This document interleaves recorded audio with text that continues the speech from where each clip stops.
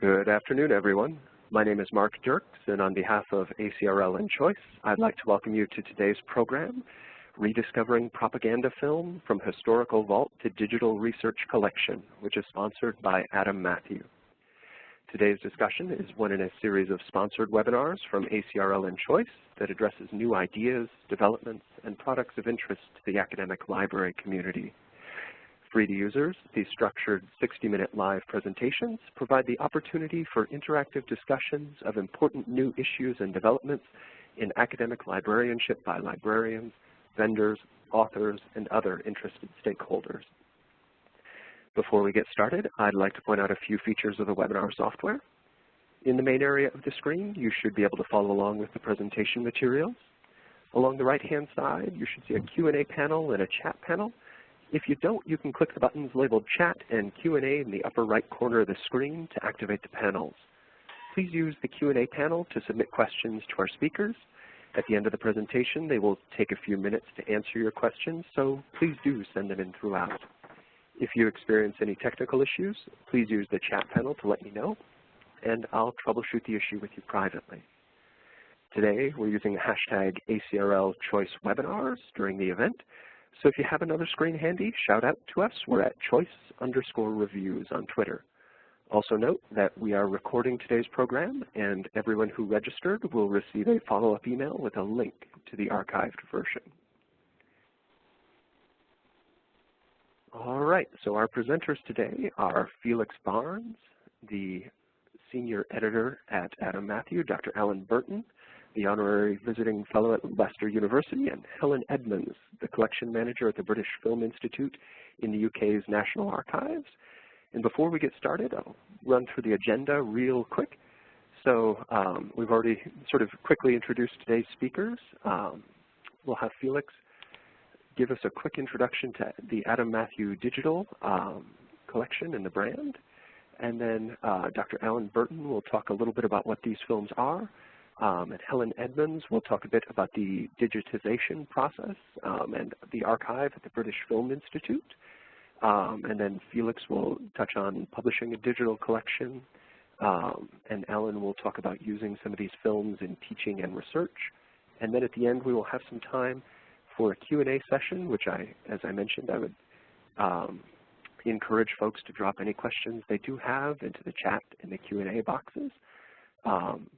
And without much further ado, we will get started, and I will turn the floor over to Felix. Thank you very much, Mark. Good afternoon, everybody, and welcome. First of all, I'm going to tell you a little bit about Adam Matthew. So Adam Matthew, we're a publisher of digital primary source collections for the humanities and social sciences. We're based in the UK, but we work with archives and libraries all over the world. We started as a microfilm publisher in 1990 and moved to solely digital in 2005. In 2010, the company expanded a bit more into the North American market, and then it became an independent subsidiary of the publisher Sage in 2012. And now we publish about 10 new collections a year covering all areas of world history. So we work with libraries and archives around the world to digitize rare primary source content for scholarly research and teaching. And we publish a wide span of material, for example, 15th century medieval manuscripts to Chinese merchant correspondence, British Foreign Office files, and this is our first wholly film collection. Now, essential to this work are the partnerships we build with archives around the world. For this particular project on communist propaganda film, our partnering archive was the British Film Institute, the BFI. So in order to tell the story of putting this archival collection online, we'll introduce you to this archive. Helen Edmunds is the BFI's collection manager, and she'll talk to you about the partnership with us, Adam Matthew, and the archive's part in the process. But first of all, we want to introduce you to the film with which we worked. This project is called, it's entitled Socialism on Film, the Cold War and International Propaganda. And to speak in more detail about this and what's in it, I'd like to introduce Dr. Alan Burton to you, who's an editorial consultant on the project, and he is going to tell you a bit more about the films, where they come from, and what they are. Over to you, Alan. Thank you, Felix. Hi, everybody. I'm going to give, as just been explained, some brief background on Stanley Forman and his film libraries, which were called Plato and Educational Television Films. In the picture you have before you, we see Stanley Forman there. This is taken late in his career, a photograph probably captured in the early 2000s. Stanley Forman was a young communist activist in the 1930s. After wartime service in the army, he resumed his activism, serving as General Secretary of the British-Soviet Friendship Society, one of a number of friendship societies operating in Britain at that time. Among other cultural activities, the friendship societies, which worked with the new people's democracies of Eastern Europe and Asia, screened films and were mostly the only agencies dealing with the communist regimes in terms of the cinema. So that is, these friendship societies were the only source for films from the Eastern Bloc. At the instigation of Ivor Montagu, the leading figure in left political cinema in Britain at the time, Stanley Forman registered Plato Films in 1951. Plato would serve as a film library and distribute films, mainly non-fiction films, from the Soviet Union and from the new people's democracies. I have another photograph here that hopefully everybody can see. Here we see Stanley Forman and his assistant Betty Baker. If anybody's confused, it's Betty on the left there. Sometime in the early 1970s at what had become educational and television films. Films and a projection service were hired to any group who requested them. However, most film screenings were at the initiative of Communist Party groups, Campaign for Nuclear Disarmament groups, various friendship societies, peace and other interest groups. Some cultural films were hired to art societies, and even the British Army took some titles for screening at its Joint Services School for Linguists. Plato Films operated under the motto, "See the other half of the world," and it was really providing a very rare opportunity for its users to get a peep inside the regimes tucked away behind the Iron Curtain. Plato also acquired some British left political films of the 1930s through Ivor Montagu's Progressive Film Institute, which had been wound down in World War II. Plato also arranged for film footage of party events and luminaries in Britain, which it sold to state film agencies in the socialist world. Following a complicated and potentially damaging court case, which began in 1958, Plato was replaced by Education Television Films in 1959. In the period of the 1960s, 1970s, films from Latin America and Vietnam were added to the collection. This slide summarizes the main groupings of films in the collection. So we can see there are various themes, for example, historical subjects, and there are different kinds of formats in the collection, such as newsreels and cinema magazines. And that suggests quite correctly that most, if not all, of the films in the collection were non-fiction. This slide maps the main countries of the socialist world during the Cold War and gives some idea as the main points of origin that the films derive from. To this should be added countries in Western Europe, North Africa and Central and Southern America, where political activity and struggles for liberation took place, and films in the collection recorded the events. So that's a simple and brief overview of the libraries and the sorts of films that are collected within Socialism on Film. And I now pass on to Helen Edmunds, who will talk about the British Film Institute's role with the collection. Thank you, Alan. Well, the British Film Institute, or BFI, so I thought I'd give you a brief overview of who we are. The BFI was founded in the United Kingdom in 1935 and was later constituted under Royal Charter. Its objectives, and I'm quoting from our prevailing collection policy here, are to encourage the development of arts of film, television and the moving image through the UK, promote their use as a record of contemporary life and manners, promote education about film, television and the moving image generally and their impact on society, promote access to and appreciation of the widest range of British and world cinema, and establish, care for and develop collections reflecting the moving image history and heritage of our United Kingdom. Today, the BFI is the lead body for film in the UK, and we fulfil these objectives through our archive sales, our library, film distribution, exhibition and education. Alongside publishing, we run festivals such as the BFI London Film Festival, and we are a distributor of lottery funding made available to support culture, media and support. And with these funds, we finance new film production and other activities.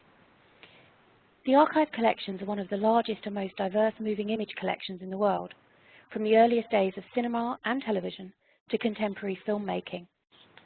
The collection comprises feature films, documentary and factual films, television programs, books, journals, photographs, scripts, designs, posters and personal papers, and much, much more. And it's related to around 1 million titles or works. The archive works, as do most collecting organisations, to balance preservation of its collections with access to them. Much of our film heritage is inaccessible because of the format it's held on. Our goal is to attend to the preservation of the collection through various strategies and seek opportunities to make accessible our screen heritage. Partnerships, such as this one with the great team at Adam Matthew, are one approach to achieve this goal and reach new audiences. So why this project, and how could we facilitate access to the ETV materials? A bit of background. So during the time our business-to-business or B2B team began discussions with Adam Matthew as to the possibilities of unlocking access to the ETV collection for academic research, the BFI National Archive was engaged in the BFI's previous 5-year strategic plan, which we refer to as Unlocking Film Heritage. It was an ambitious programme to digitise and make available online 10,000 films, 5,000 from our National Archive and 5,000 selected by rights holders and other partner archives from the UK, regions and nations. It was a considerable undertaking at the archive, alongside a programme of collection care and acquisition and provisioning access to the collection to support the BFI's own cultural programme with film restoration, programming and publishing. In order to digitise 10,000 films, we had of course focused on scalable inspection and digitisation workflows, metadata and access workflows too. The UFH programme, necessitated investment in our own digitisation capabilities, both equipment, film scanners, optical soundtrack scanners, etc., and skills, and crucially, a digital preservation infrastructure to preserve new digital materials created through digitisation programmes, alongside the acquisition of born digital content. It's in this context that the BFI's B2B team contacted the archive team and asked how we could undertake a large-scale digitisation project, the ETV collection, involving a collection only partially accessioned, largely uncatalogued, and contained in over 13,500 film cans, often labelled in Cyrillic, and cursive Cyrillic at that, where the labelling often bore minimal resemblance to the distribution catalogue description of the films. Fortunately, both Adam Matthew and the BFI archive looked at this challenge and embraced the opportunities and benefits that the project would realise. And those benefits span across collections management, collections care and conservation, improved documentation of these films within the collection, barcoded film cans for enhanced security and tracking of the collection, access both for this project and future accessibility to these films in digital form, and critically would utilise where possible the workflows and standards developed or refined through the Unlocking Film Heritage programme. These included standardised file formats for digitisation, standardised file naming conventions for newly created digital files, workflows for the bulk creation of catalogue records for newly created digital files, commercial digitization suppliers familiar with our approach and standards for film digitization, routine delivery schedules to the selected digitization supplier that could serve both the Unlocking Film Heritage project and the ETV project, an archive projects team at the BFI, well versed in coordination and project management of large-scale digitization workflows. So we had a framework in place that would suit the Adam Matthew project, but we couldn't match the resources of our film conservation specialists to this project. Adam Matthew recognised this and made a contribution to cover some staff costs, meaning we could recruit resources in this one area over what would be a 3-year period. So what is involved, I'm just going to move the slide on, there we go. So what is involved for this project before a film is released to a digitization supplier? Felix is going to cover the selection of titles and footage and working with the chosen digitization supplier shortly.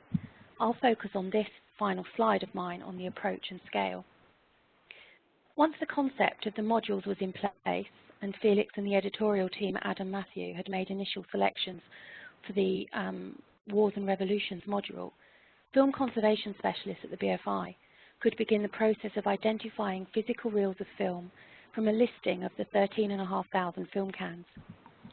To aid in the identification, they had a list of cans on shelves and copies of ETV's own distribution catalogues and some minimal cataloguing for some films in our collections information database. Labelling of films was often the first challenge. As I'd mentioned, there's variations in titling for the same film, films titled differently between distribution catalogue and the reel, titles in Cyrillic, I think I mentioned, and again, cursive Cyrillic, can't emphasise that enough.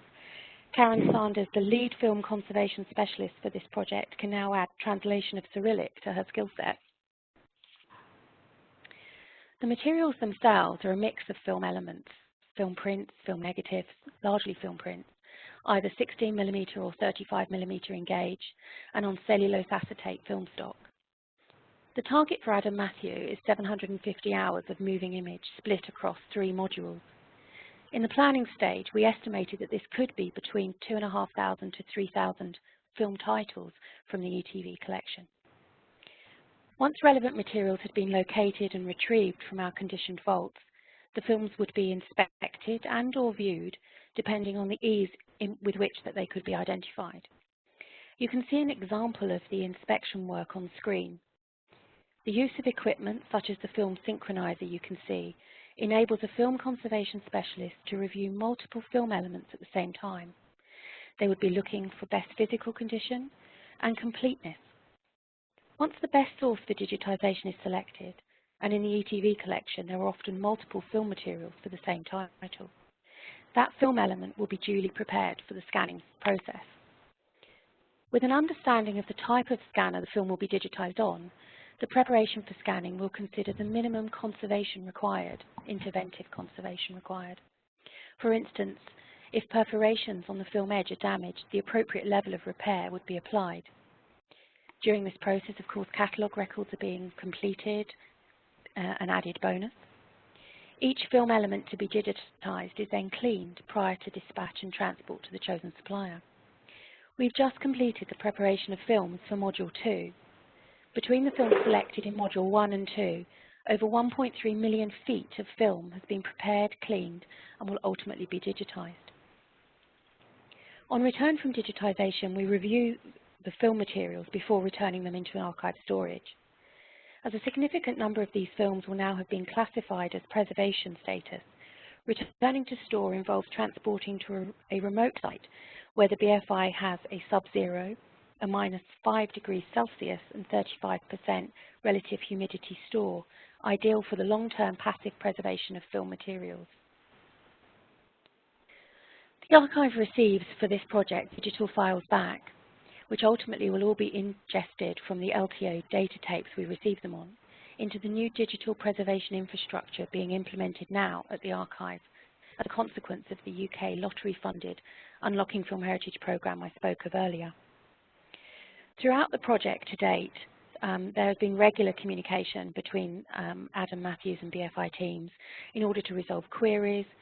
This could be on titles, to prioritise titles, or even exclude titles, having perhaps identified one too many tractors. The decision that was taken to phase the start of the digitisation downstream from our starting on inspection and preparation meant we always have had a cache of materials ready for digitisation in hand, which has made for a smooth running of the digitisation process.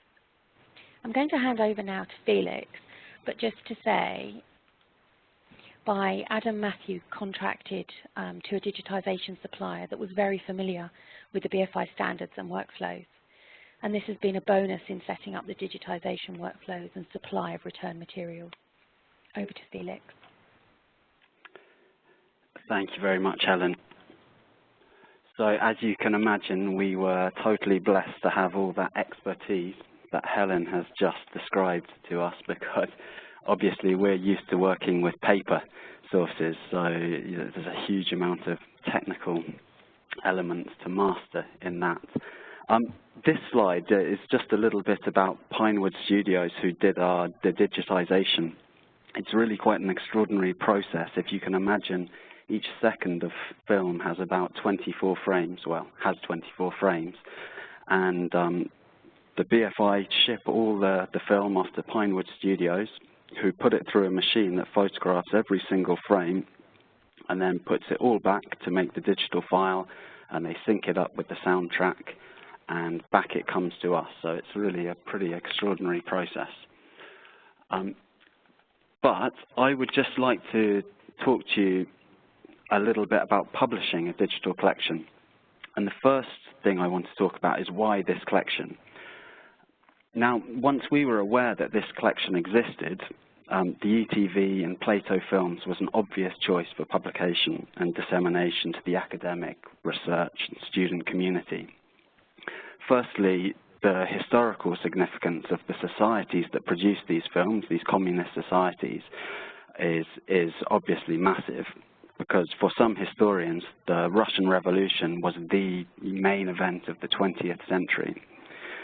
That's really because it ushered in an ideological divide in the world that had massive repercussions for not just the people within what became the Soviet Union and other places that acquired communist or socialist regimes, but huge consequences around the world. Of course, it created the Cold War and an ideological split with the West, and of course the legacy of that ideological split is really with us today. And once you add in China, you realize that a third of the world's population at one point lived in communist countries. So the significance cannot really be understated of the effect that communist regimes have had on the world. So once we acknowledge the weight of this topic, we can see that this collection demonstrates the world as seen by those countries on the other side of the Cold War divide. And it gives them a voice that we rarely hear. So we know plenty about how we view ourselves in this relationship, and we have plenty of our own media telling us how to think about communist countries. You can think of our Western films, James Bond films, even Vietnam War films, even Rambo. But we rarely see how these places see themselves and their relationship with the West. And so that's what this collection reveals. So that's the brief argument as to the historical significance of these documentaries. But alongside that, it's also fascinating to look at questions such as, what is propaganda? Are these documentaries just propaganda, or are they merely information? So beyond the understanding of this history, these films also form a part of film studies, media studies, communication, diplomacy, international relations, war, military history. So they have a huge amount of applications in the research and scholarly community. There's one other thing I'd like to say, is that this project makes this material accessible for two reasons, or there are two reasons why this material is usually difficult to access. So first of all, to study archive film, you of course need to get to the archive, but then you actually need the technical skills to be able to set up and project this film. As Helen's just suggested, it's pretty not that straightforward to work with. So by digitizing this material, you're able to access it remotely and without needing these skills. So that's a massive thing. Secondly, this is a set of films largely produced in the communist world and generally in non-English. So it might be Russian or Chinese or German or Czech or Spanish and so forth. But because these films were for distribution in the West, almost every title has been versioned into English, so it's been given an English narration or a subtitle. So this makes accessible a set of foreign language primary sources to those who don't have those language skills. So it allows for comparison, for example, between Chinese and Soviet material without needing to speak the language. Next, I want to talk to you about how we selected the material. As Helen mentioned, there are 13,000 cans, and we think about 5,000 unique titles. And obviously, time and money being limited, we had to make a decision on what to include in this project. And as you've heard, there is relatively small amounts of catalogue information. So we made the decision that we could, time and resources allowed for 750 hours of material to be published, and that amounted to around 2,000 modules, 2,000 hours of footage over 3 modules. So we decided to split the material up, and there were various ways in which we did this. First of all, we had some catalogue information from the initial archive, which helped us. So, for example, we knew that there was a huge amount of content on wars and revolutions, and obviously that's a huge theme in communist and world history. You know, the conflict in which communist states have been involved have had a huge influence on the globe, from the initial Russian Revolution through to the massive struggle of the Soviet Union with Nazi Germany. And then, of course, after the Second World War, there are the various Cold War struggles. There's the Cuban Revolution, the Chinese Revolution, the Korean War. There's a huge amount of material here about the Vietnam War from the Vietnamese perspective. And then going back, there are a handful of films on the Spanish Civil War. And of course, there's lots of films about the threat of nuclear war. So that made up our first module, Wars and Revolutions, and we were able to publish all the material in the archive on this theme earlier in March this year. The second module, which is due for release next March 2018, is genre-based. So one of the great things about this collection was that there were long runs of series. So there were newsreel series such as China Today, USSR Today, GDR magazine about East Germany, agricultural news, science and technology, and so forth. So there were lots of interesting series of material you could study over time. So we wanted to keep these series together rather than dividing them up by topic. And it means you could compare Soviet newsreels with Chinese newsreels. And so that made up our second module. And we were able to publish all the material to do with series, which left us with everything which was not to do with war and revolution or was not part of a series. And so this left us with culture and society. So this would be documentaries about life in communist countries, so topics such as education, the arts, agriculture, children and family, industry, and places. So this module is due out in 2019. And along the way, to work out all of this, we worked with our editorial board. So, for example, experts like Helen, and we have other experts in Soviet history, Chinese history, left film, people who know about propaganda, and we would run our ideas past them, and they would give us advice on what we should do. So that's how the material was selected. Now I'll tell you a little bit about publishing the collection. So we have an editorial team here at Adam Matthew, and the first thing we have to do is check the film we've received and has been digitized is good. So are there any imperfections in it? Is the sound synced up? And so forth. And once we move on to that, we catalog it as we check the quality. So this is creating the metadata, which means the films can ultimately be searchable and discoverable. this is a little bit of the journey of how you may find the films. So you can see on the left the various sub-collections. So we divide up the films within the module.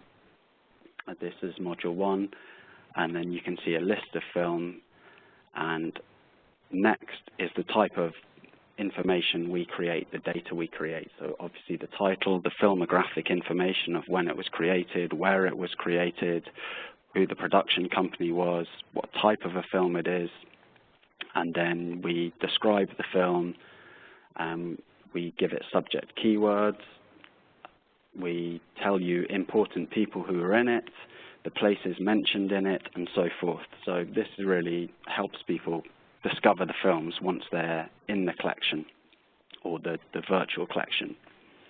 You can see here are directories of all the metadata we had. So if you're looking for a particular topic, a person, a place, if you want to find films that were produced just in East Germany, we created all that data to help people navigate things. The final part of the production process is the transcription. So we have a transcription partner in the United States, and we send the files off to them, and a few days later, magically, the files come back to us, and then we can upload them into our system. The quality of the transcripts is generally excellent. There's the odd mistake, which is, for example, once they thought Lenin, who one of the key figures of the revolution was Lenin, as in John Lennon, much to our amusement. So we are able to sync up the transcript to the picture. As you can see here, the transcript on the right, and you are able to browse through the transcript, and you will be shown the corresponding part of that film. The transcript is also excellent for being able to search things. So this, for example, is a search for Trotsky, and you will be taken to that precise bit of the film. So very powerful. I'll tell you briefly about a couple of other things beyond the basic process of publishing the film. We also create secondary features. So this is a chronology of communism, of socialism, and we've able to add some clips from the films in here. We have also created a map. And this is really to help people or give people an alternative way to discover the films. So this is where all the places in the films have been located on a map and associated to a film. So if you want to find films from the USSR, you browse the map, and you can click the USSR, Moscow, St. Petersburg, etc. Then other contextual things we do is we commission essays from experts who will write about the films and contextualize them and give students a way in.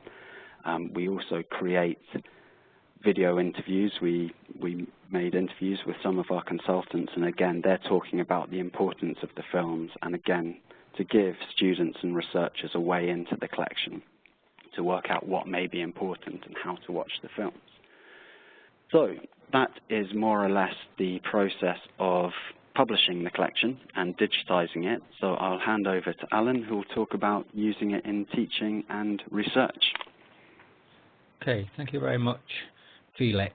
Well, we've just heard from Felix Barnes of Adam Matthew Digital there, who has demonstrated the extensive features of the Socialism on Film web resource.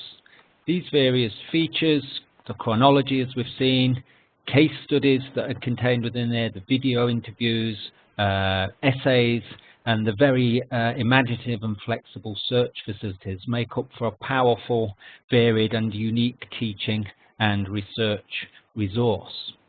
I could point to the My Archive facility within the Socialism on Film resource. This allows users, teachers, to create personalized playlists. Thereby, whole or partial classroom sessions can be prepared in advance, stored and used, later reused when required.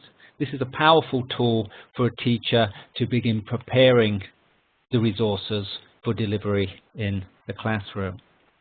The Socialism on Film online resource includes 4 teaching case studies. something that Felix has already alluded to. And in these, experienced university teachers and scholars introduce and explain how films in the collection can be used as a teaching resource, and how such films can be approached as a learning resource. The extremely broad survey of films included in the collection means that many subject disciplines are addressed.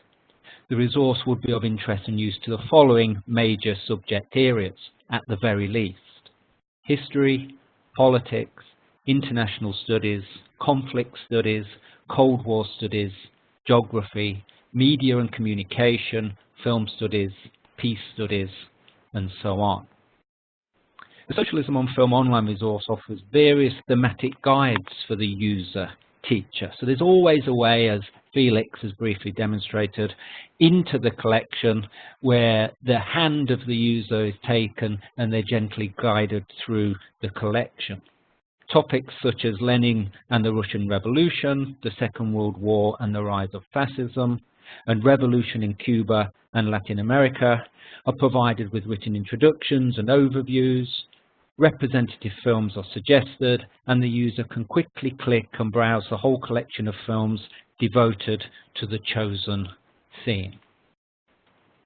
In summary, as a teaching resource, Socialism on Film has a wide range of applications, and it is embedded with powerful tools to guide and support the teacher and learner. Socialism on Film web resource offers a unique insight into the history of the 20th century, and importantly, a perspective on that history which until now has largely been denied to learners in the West, and is gathered together in a rich and simple to use yet sophisticated resource.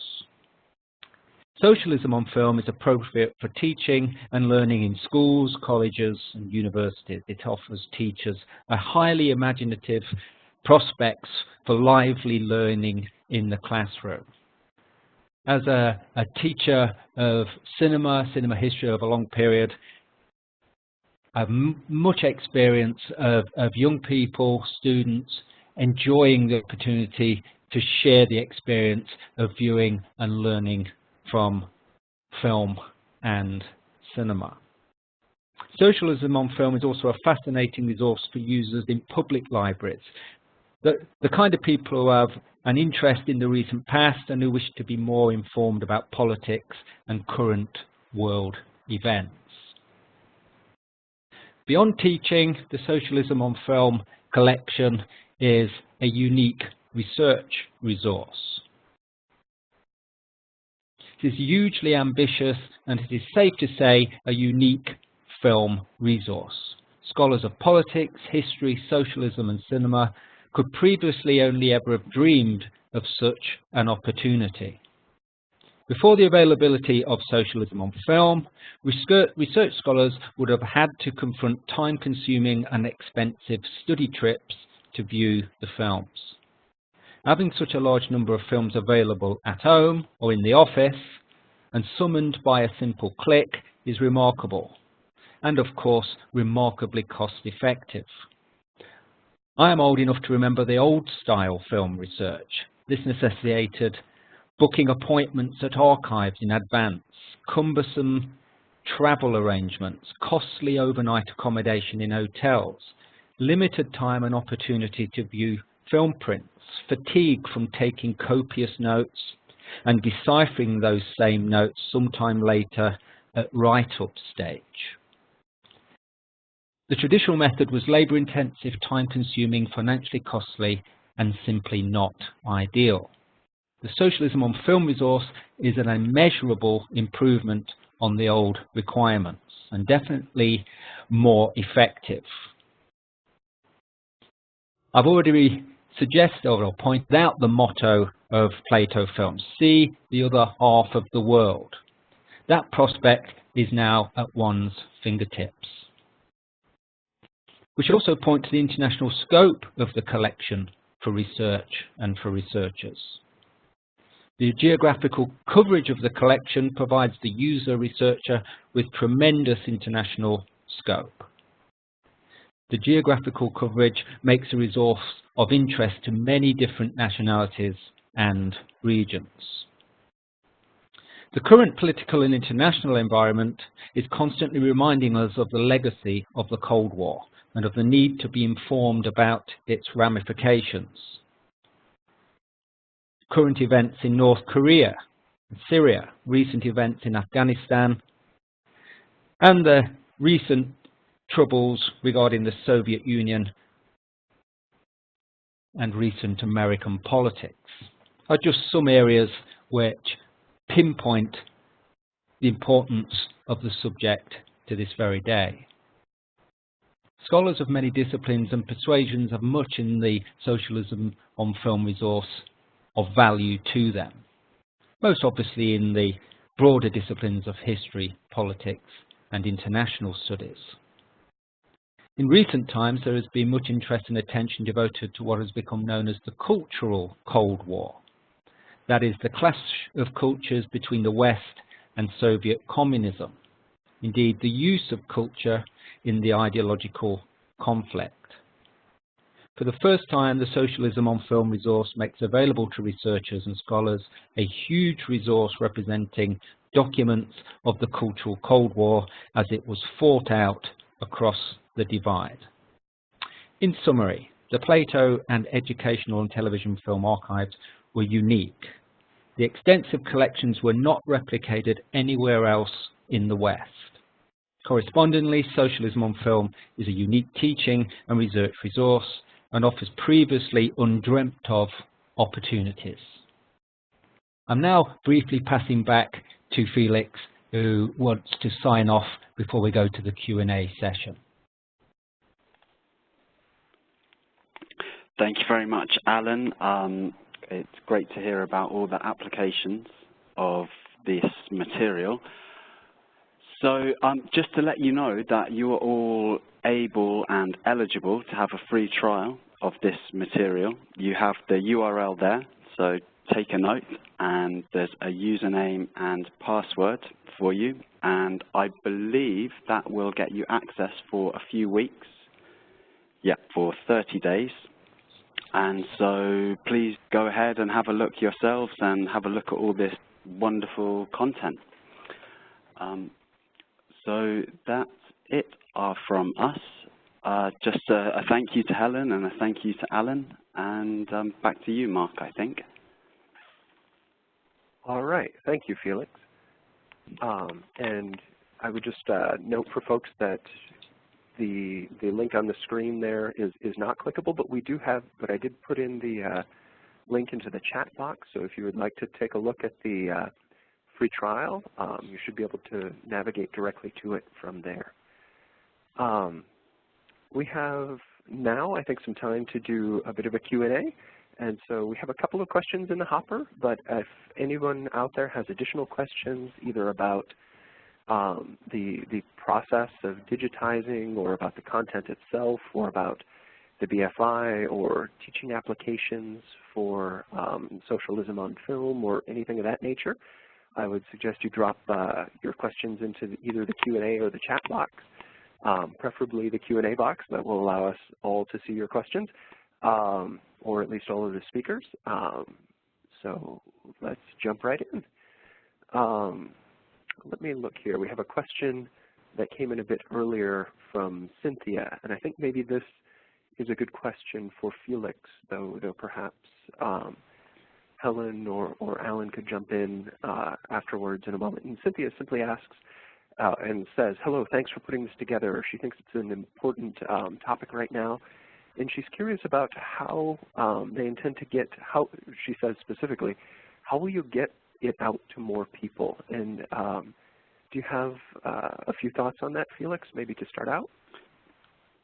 Yes, so our resources are primarily used in universities, and they are purchased by university libraries, and from there the university library get in touch with the faculty and the members, of course, and they try to encourage their students to use this material in their teaching and their research.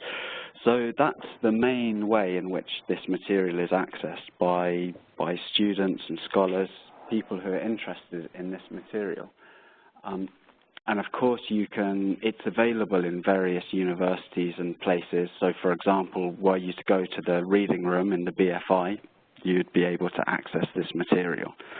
So that's primarily how we get it out. It's via universities and the students, trying to get faculty members interested. Great, and that makes a lot of sense. Do you, Helen or Alan, have anything to add to that? Yes, I can simply add that the process can work in reverse, that probably faculty members, but perhaps students via faculty members can make a request of the library to purchase a resource that they think will be particularly useful for their teaching, learning and research. So there is an opposing version or an opposite version of that process. So if there's anybody out there who's connected to a university or college, if they approach the library, they can make suggestions for subscription and purchases. Great, yeah, that makes sense as well. We have had another question that came in a little earlier from Sheila, and I think this too would probably be a good one to toss out to you, Felix. And Sheila asks, will the modules be separately priced? Are they available for individual purchase, or what does that look like? That's right. They are very much available for individual purchase, excuse me. So you don't need to buy everything in one go. If you were particularly interested in just the revolutionary or the military aspects of this material, you could just purchase Module 1. And I can't tell you much about the pricing beyond that. It's in true communist fashion. It's each according to his means, so it all depends on the numbers of users at your institution and so forth. But if you are interested in purchasing, you can send an email to info@amdigital.co.uk and they can discuss your needs. But yes, you can purchase the modules which are of most interest to you. Great, that's good to know. And I should just add that the weighting of the film in each module is relatively similar. There's a little bit more in some than others, but it's more or less the same. So relatively evenly distributed throughout. Yeah. Interesting. Let me see. We've had a note come through that the link that I sent out is not working. I wonder if it's a matter of putting in the HTTP or HTTPS beforehand. Excuse me, the Socialism on Film @amdigital. Right. So we've had a few more questions come through from folks. Yep. Sure. And we've got There's one here. Yes, go ahead. About closed captions. Yep. Shall I read it out? It says, thank you for providing a transcript for these films. Are they also closed captioned? And yes, they very much are, is the short answer to that. So our transcription partner also gives us a closed caption file, which we can then add in, so you can watch them with closed captions. In addition, there is some material which is subtitled rather than narrated in English, and we have got the subtitles typed up, so they're also available in closed caption as well. Great, great. And it looks like we've had a response come through that I apparently left off the M on the film, which would explain why the link is not functioning properly. And here, we've been given a version that should work, so I will distribute that to folks.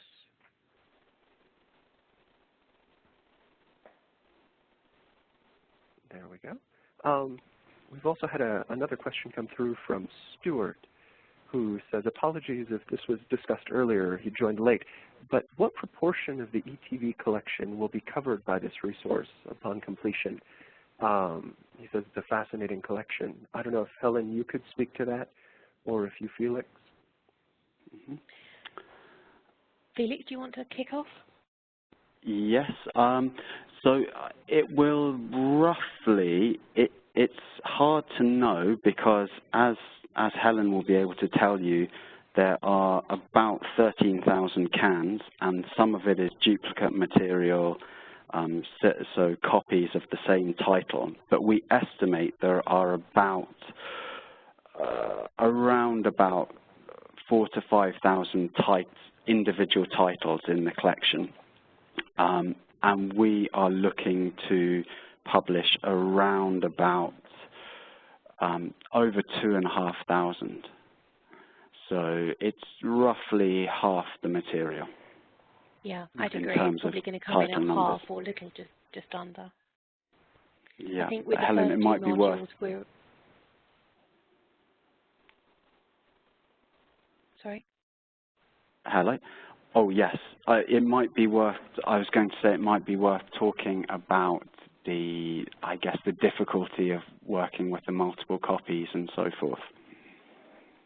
Yes, one of the things I mentioned in passing is that the manner in which this film collection has been labelled and described does mean that it can be a challenge for our film conservation specialists, even from the point of view of listing, because we can find, let me give you an example, a complete film print might need 2 cans, because it might be 2 complete reels of film to complete the item. We could find 1 reel, 1 can of that described one way, and we could find the second can for the same physical film described in a slightly different way. So it is very challenging to come up with an absolute number of unique titles held within the ETV collection. But I do broadly concur with Felix that we're probably looking at half the collection or just under.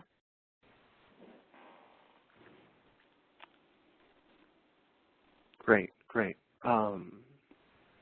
So it is covering a large portion of the collection, as you've been saying, roughly half. That is impressive.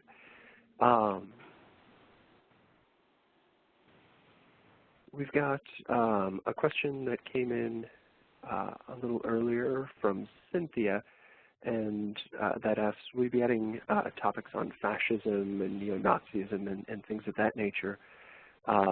Is there any vision for doing something to extend the collection beyond the final installment, which is coming out, or are there other collections that Adam Matthew is envisioning? Mm-hmm. So I'll say a little bit, and maybe Alan can chime in.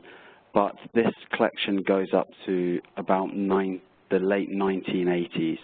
So it really finishes with the final films are on Gorbachev, for example, before the fall of communism in Russia. But in terms of fascism and neo-Nazism, so there won't be any contemporary material added. But maybe Alan, you can talk a little bit about how this film can be used to study fascism and Nazism in the past. Okay, sure. Certainly it's essential to bear in mind that this was a collection that was put together up until finally when Stanley retired in 2002. So any activities beyond 2002 would have no connection with what was then the ETV film archive. Also, the archive consists of films that were sourced from elsewhere. So there was a very small amount of filming that took place at Plato and then ETV of some British Communist Party activities, but these represented a very, very small proportion of the films. The films in the collection essentially were sourced from elsewhere, so therefore Plato and ETV were beholden to the suppliers, usually the state film agencies from all around the Eastern Bloc and elsewhere, and the films that they wanted to put forward. Now, the collection as it stands has a huge amount of material which is represented in the web resource on fascism and Nazism.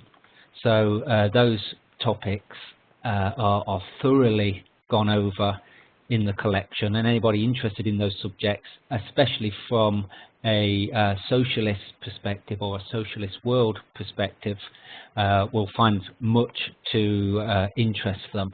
But bringing the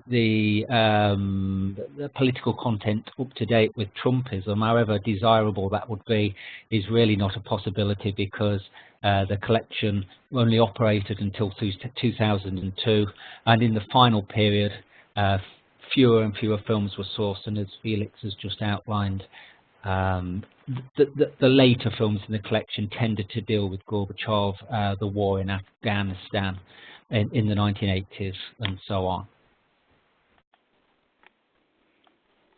Great, thank you. Thank you for addressing that.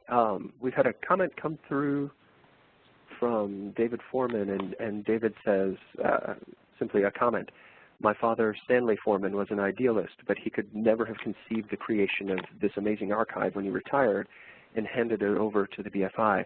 Many thanks for keeping his life's work alive. So just thought I would mention that.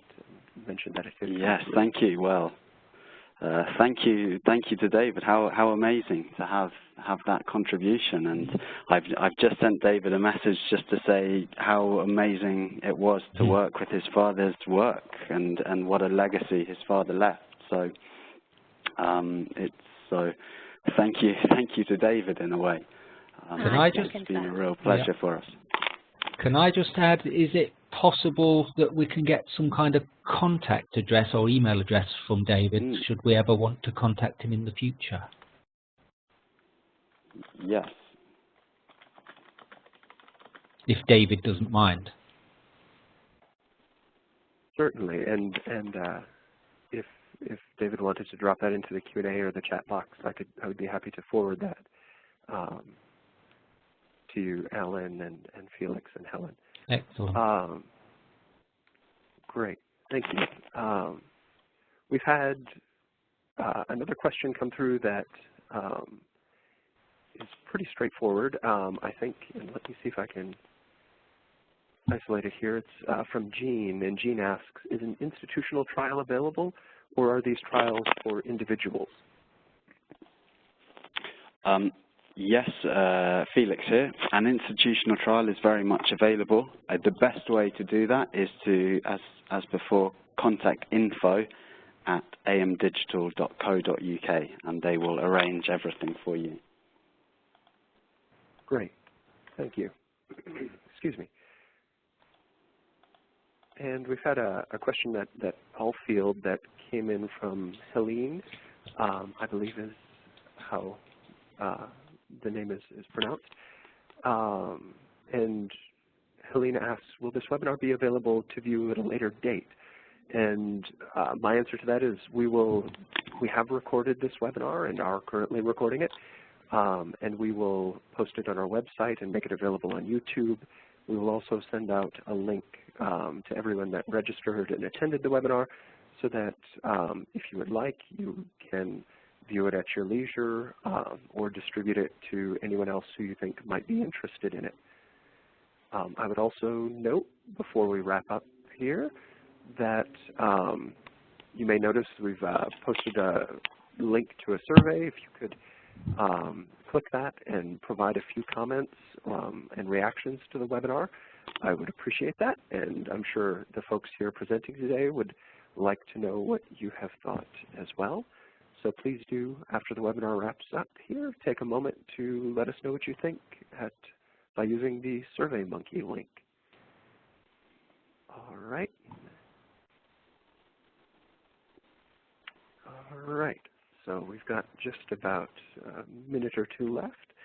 And if anyone has any last-minute questions that they would like to drop into the Q&A or the chat box, I'd be happy to address those.